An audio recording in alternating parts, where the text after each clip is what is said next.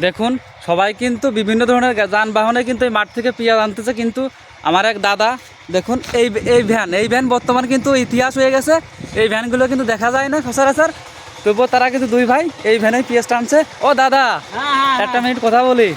কি অবস্থা দাদা? এই মাঠেতে পেঁয়াজ উঠেছি, তাই বাড়িতে যাচ্ছি। পেঁয়াজ তোলা কত দূর? পেঁয়াজ মোটামুটি যা লাগাইছিলাম অর্ধেকটা হয়ে গেল প্রায়। দেখুন এই যে এইভাবে কিন্তু মাঠ থেকে সাধারণত পেঁয়াজ আনা হয়।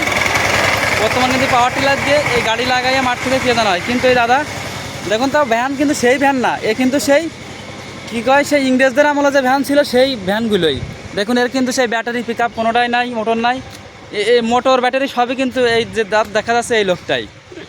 তাহলে দাদা পেঁয়াজ তোলা অনেক দূর না? এই হয়েছে আর কি মোটামুটি। কষ্ট হচ্ছে না দাদা? অনেক কষ্ট তো একটু হয়, আন কষ্ট করে। তারপরেও আন ক্ষেত তো উঠানো হ্যাঁ হ্যাঁ, লাগবেই ফসল না? তো ঘরে এই আর নিতেই কি। হবে, সারা বছরকার ফসল। ধন্যবাদ। দেখুন কিভাবে দুই ভাই কিন্তু কষ্ট করে ভ্যান ঠেলিয়ে কিন্তু এখন বাড়ি নিয়ে যাচ্ছে।